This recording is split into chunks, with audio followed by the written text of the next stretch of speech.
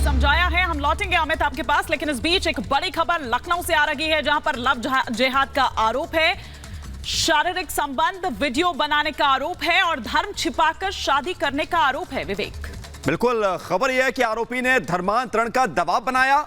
पीड़िता ने आरोपी युवक पर अब एफआईआर करा दी है। यह पूरा मामला सामने आया है। नाम और पहचान छुपाकर, धर्म छिपाकर शादी करने का आरोप है और शादी के बाद जब असलियत पता चली तो फिर पीड़िता ने इस पूरे मामले को लेकर एफआईआर दर्ज करा दी है। एक लव जिहाद का मामला उत्तर प्रदेश की राजधानी लखनऊ से सामने आ रहा है। यहां पर पीड़िता ने अब आरोपी के खिलाफ एफआईआर दर्ज कराई है। शारीरिक संबंध और वीडियो बनाने का भी आरोप है, वीडियो के जरिए ब्लैकमेल करने का भी आरोप है और धर्म छिपाकर शादी करने का आरोप है। तमाम गंभीर आरोपों के बीच ये एफआईआर दर्ज की गई है। आपको बता दें कि धर्म छिपाकर, पहचान छिपाकर हिमानी, ये घटनाएं लगातार बढ़ती जा रही हैं। यानी कि जहां पर लड़की अगर बात करने से मना करे तो उस पर हमला किया जाता है, बात करे तो हमला किया जाता है, और अगर किसी भी तरह से बात नहीं कर रही है तो फिर धर्म और पहचान छिपाकर उसे इस तरह से परेशान किया जाता है और बाद में जब असलियत खुलती है तो फिर एफआईआर हुई है यहाँ पे। बिल्कुल आपने ठीक कहा। पिछले कुछ दिनों में अगर देखें, और ना केवल उत्तर प्रदेश से, ना केवल लखनऊ से, बल्कि हम देखें तो अलग अलग जगहों से देखिए इस तरह के मामले सामने आए हैं। फिर चाहे आपने बात की कि बात ना करने पर, बात करने से इनकार करने पर, जैसा कि हमने दुमका में देखा, जैसा कि हमने दिल्ली में देखा, जैसा कि हमने बागपत पर देखा। बागपत में तो आपने देखा कि पूरे परिवार को धमकी दे दी गई कि सिर तन से जुदा कर दिया जाएगा वरना अपनी बेटी मेरे साथ भेजो। तो आप ये देखिए कि किस तरह से पीड़ित महिला जो है वो इस वक्त खुद हमारे साथ जुड़ गई है। विवेक, बिल्कुल, हम उनसे बात करेंगे। मैडम, आप बताइए कि ये कब से सिलसिला शुरू हुआ? आप उस आरोपी के संपर्क में कब आए, कब शादी हुई और कब आपको असलियत का पता चला?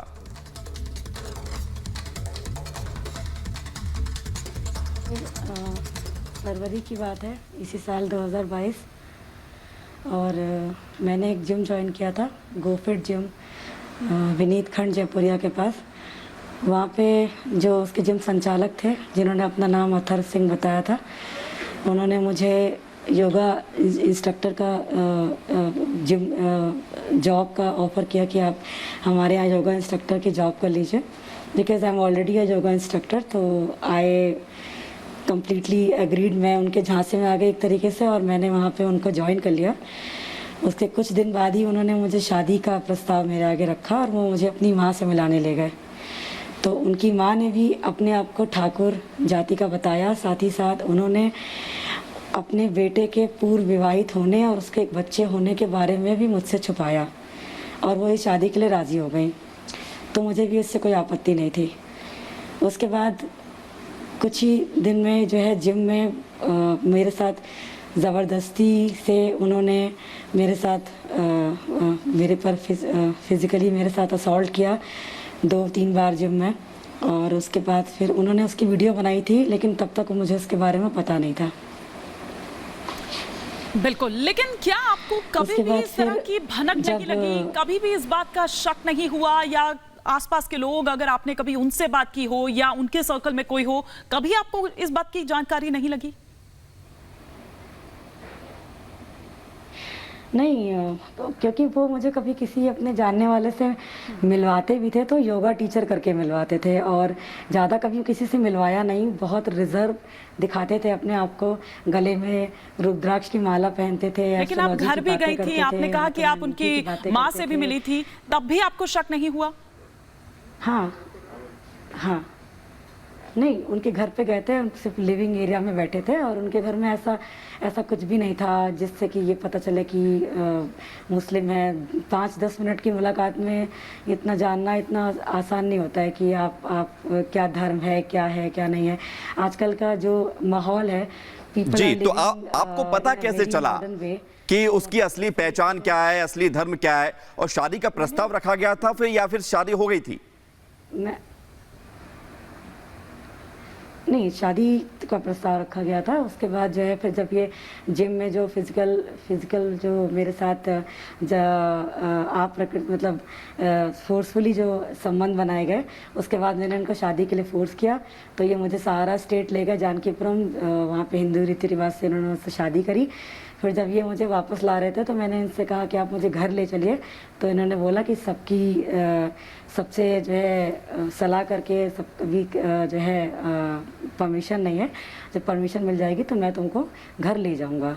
फिर यहाँ आके रहने लगे फ्लैट यहाँ जहाँ मैं रहती हूँ, और उसके बाद इन्होंने मुझसे अप्राकृतिक तरीके से संबंध बनाने शुरू किए। मेरे साथ कई सारी चीज़ें हुई, जैसे कि ब्लो जॉब ज़बरदस्ती लेना, तो उसके बाद मुझे वॉमिटिंग्स भी होती थी, सारी चीज़ें होती थी। फिर मुझे इनके 2-4 कॉल से जब इनको मैंने बात करते सुना, मुझे शक हुआ, मैंने जिम अच्छा, आप ये बताएं कि जब आपको इस बाबत जानकारी मिली, क्या आपने किसी तरह की कोई शिकायत की या कोई एक्शन आपकी तरफ से लिया गया हो? आपको लगा हो, आपने बात की हो अपने घर वालों से या अपने फ्रेंड सर्कल में, या पुलिस को इस बाबत कोई शिकायत की हो? देखिए, मैंने जैसे मैंने पहले भी बताया कि जब मुझे शक हुआ, मैंने जिम में पता करा तो वहाँ पता चला कि इन्होंने 2 लड़कियों, जो हिंदू लड़कियाँ थी, उनको भी प्यार के झांसे में लेके उनके साथ भी शारीरिक संबंध बनाए थे। और उसके बाद मैंने इनसे पूछा, मुझे वीडियो के बारे में भी भनक लग गई। मैंने जब इनसे पूछा तो इन्होंने मुझे धमकाना शुरू किया कि मैं वीडियो वायरल कर दूंगा, और जो है उसके बाद फिर इन्होंने खुद ही अपने मुंह से बताया कि मैं मुसलमान हूँ, मेरा नाम फैसल अहमद है, और अगर तुमको इस शादी में रहना है तो तुमको इस्लाम कबूल करना पड़ेगा। और जब मैंने इस चीज़ को करने से मना करा तो इन्होंने गाली गलौज और मारपीट करना शुरू कर दिया, और बार बार धमकियाँ आती रहीं। तो हमारे मैं धन्यवाद करना चाहूँगी, मेरे एक सर हैं, लॉयर हैं, उनको मैंने अपनी सारी बात बताई, तो उन्होंने जब मुझे प्रोत्साहन दी कि आप आगे बढ़िए, आपके साथ गलत हुआ है, आपको आगे जाना चाहिए। मैं डर रही थी मीडिया से, समाज से, सारी चीज़ों से कि मेरा फ्यूचर क्या होगा, मेरा भविष्य क्या होगा, क्योंकि एक लड़की के ऊपर जब ये सारी चीज़ें होती हैं बिल्कुल, तो बहुत ये बात आपकी सही है कि ये स्थितियां इतनी आसान नहीं होती हैं। अपनी बात रखने के लिए भी एक प्लेटफॉर्म की जरूरत पड़ती है, और फिर वो समाज की जो बातें होती हैं वो आप समझ सकते हैं। लेकिन आप ये बताइए कि आपने शिकायत कब की थी, और जब पहचान निकलकर सामने आई तो क्या आप घर पर नहीं गई, और जो माँ उस समय मिली थी आपसे, क्या आपने उतनी बात नहीं रखी, या परिवार की तरफ से भी कोई फोर्स किया गया आपको? नहीं, देखिए मुझे जान से मारने की धमकी दी जा रही थी, वीडियो वायरल होने की धमकी दी जा रही थी। तो बट ऑब्वियस है, I was not in my state, I was very scared, I have locked my self in my room. आपको मैं बता दूं, आपकी जानकारी के लिए, कि मैं 5 दिन से जब भी कोई बस प्रोसेस करके आती हूँ, कल से जब से मैं प्रोसेस करके आती हूँ थाने से या कहीं से भी, मैं चुपचाप अपने घर के अंदर पैक हूँ। मैं कहीं भी बाहर नहीं निकल रही हूँ, क्योंकि मुझे पता है कि मेरी फोटोज़ अगर इन लोगों ने देख ली होगी, हो सकता है, मुझे बहुत जान का खतरा है, बहुत थ्रेट है। शख्स अभी भी आपके संपर्क में है? क्या अभी भी आपकी किसी तरह की कोई बातचीत होती है, या आप चाहती हैं कि अभी भी आप उस शख्स के साथ रहें, या किसी तरह का दबाव अभी भी? हाँ, नहीं, मुझे तो सिर्फ इंसाफ चाहिए मैम। मुझे उनके साथ रहना नहीं। अगर मुझे पहले पता होता वो मुसलमान है तो मैं उनके साथ मैं उस चीज़ के लिए कभी आगे जाती नहीं, पहली चीज़। दूसरी चीज़ ये है कि मैं इतना ज़्यादा डरी हुई थी कि मैं उनके घर पे जाके क्या बात करूं, उनसे क्या बात करूं। तो मैंने जो अपने जानने वालों से, जो मेरे वेल विशर्स हैं, when I told them everything, then they suggested me कि आपको पुलिस की मदद लेनी चाहिए, क्योंकि इन सब केसेस में they are very sensitive cases, you cannot deal with your own self, so I took police help। तो क्या आपने पुलिस पे शिकायत की? IPS हैं, क्या आपको पुलिस की ओर से कहा गया? बिल्कुल, नहीं, पुलिस की ओर से देखिए, मैंने जैसा बताया, मेरे लॉयर हैं डॉक्टर कृष्णा सिंह, उनको मैंने पूरी घटना बताई। वो मेरे काफ़ी समय से जानने वाले हैं, उनके बच्चे को भी मैंने योगा करवाया है, तो उनको मैंने पूरी घटना बताई कि सर मैं बहुत परेशानी हूँ, मेरे साथ ऐसा ऐसा हुआ है। तो उन्होंने बोला कि आप एक कंप्लेंट बनाइए और वहाँ कमिश्नर ऑफिस में जाके दे दीजिए, और ये बहुत ही सेंसिटिव मामला है, इसको इतना लाइटली मत लीजिए। किसी ने आपकी लाइफ ख़राब की है तो आपको न्याय की गुहार लगानी चाहिए, ये आपका हक है। अगर तो मैडम ये बताइए कि जो आरोपी फैजल है, इसका बैकग्राउंड आपने कभी पता करने की कोशिश की? कौन कौन है इसके घर में? ये क्या इसी तरह से लड़कियों को बहलाता फुसलाता, अपने जाल में फंसाता है? क्या ये शादीशुदा है पहले से? ऐसा कुछ पता चला है क्या आपको? हाँ, देखिए, इनके बारे में अभी जब रिसेंटली मैंने पता कराना शुरू किया तो मुझे ये पता चला कि भी कुछ दिन पहले इन्होंने एक लड़की के साथ, इनको मैंने देखता हुआ पाया जनेश्वर पार्क सुबह जाते थे। और उसके बाद इनके घर में इनकी माँ है, इनके पिताजी नहीं हैं, इनकी शादी जिससे हुई है वो और इनका एक बच्चा, मुझे इतना पता चला है। बाकी इनके घर में और कोई नहीं है, इतने ही लोग हैं घर में। और इनका जो बैकग्राउंड है वो हमेशा मतलब ये जो इन्होंने मुझे बताया है वो जिम का ही रहा है, workout as a gym trainer, gym owner इन्होंने काम करा है। उसके अलावा मुझे इनके बारे में और हाँ 2-3 चीज़ें पता चली है जो इन्होंने हिंदू लड़कियों के साथ और भी प्यार मोहब्बत शादी के वादे जब सारी चीज़ें करी हैं। उसके अलावा मुझे बहुत ज़्यादा इनके बारे में नहीं पता है। बस एक चीज़ के बारे में मैं बहुत परेशान थी जिसको मैंने पुलिस से भी कहा था कि ये इंडिया छोड़ के भाग सकता है, क्योंकि पहले भी ये साउथ अफ्रीका में थे। इसीलिए मैंने जो है उनसे रिक्वेस्ट की कि आप इसको तुरंत अरेस्ट करवाएं वरना ये यहाँ से गायब हो जाएगा। आपका परिवार क्या कह रहा है? क्या वो आपके साथ खड़ा है? देखिए मैम, मेरे परिवार को इस बारे में कुछ भी नहीं पता है और मैंने बहुत ही हिम्मत करके आप लोगों तक अपनी बात पहुंचाई है। आपका परिवार नहीं जानता कि फैजल से आप शादी कर चुकी थी? परिवार वालों तक ये बात नहीं, मेरे परिवार को इस बारे में कोई जानकारी नहीं है। They are not aware of it and मैं उनको इस चीज़ में डालना भी नहीं चाहती हूँ। ये मेरी अपनी लड़ाई है और मैं खुद अकेले लड़ना चाहती हूँ। ये मेरा अपना फैसला है। जी, कितने दिन तक आप उस आरोपी मोहम्मद फैजल के संपर्क में रहे? उसके बाद कब से ये सिलसिला चल रहा था और जब आपको सच्चाई का पता चला तो कितने दिन के बाद आप पुलिस के पास पहुंची? जरा इसके बारे में बता सकते हैं तो। हाँ, मुझे सच्चाई का पता चल गया था। मैं बहुत डरी हुई थी, मैं अपने घर से कहीं जा नहीं रही थी। मैं ये सोच रही थी कि मैं कैसे क्या एक्शन लूँ, पुलिस का प्रेशर होगा, सवाल जवाब होंगे, ये होगा वो होगा। मतलब मैं सच से नहीं भाग रही थी, बट मैं समाज से भाग रही थी कि उसके बाद मेरी ज़िंदगी पे उसका क्या असर पड़ेगा। लेकिन फिर मैंने अपने आप को संभाला, क्योंकि जितने थ्रेट, जितनी धमकी, मार पीट, गाली गलौज, बेइज्जती, उसको सहने से तो अच्छा था। तभी मैंने कल अपनी कंप्लेंट। क्या धमकी दी जाती थी आपको? आपके साथ मारपीट होती थी? आपको धमकी क्या दी जाती थी? क्या जान से मारने की धमकी दी गई आपको? मारपीट होती थी, गाली गलौज, धमकी, जी, जान से मारने की और आग लगा के जला देने की, और धर्म परिवर्तन करना है तो करो और ना तुम्हारा वीडियो वायरल कर देंगे और मार के फेंक देंगे, किसी को पता भी नहीं चलेगा। इस तरह की धमकियां आई हैं। अच्छा, आप कह रही हैं कि आपने परिवार से तो इस बारे में कोई डिस्कस नहीं किया और ना ही परिवार जानता है कि आप फैजल से शादी कर चुकी थी, लेकिन आपके दोस्त तो होंगे, फ्रेंड सर्कल होगा, उनसे आपने कभी डिस्कस किया होगा, उन्होंने कोई राय आपको दी होगी, या वो आपको सपोर्ट कर रहे हैं, समर्थन में हैं आपके साथ?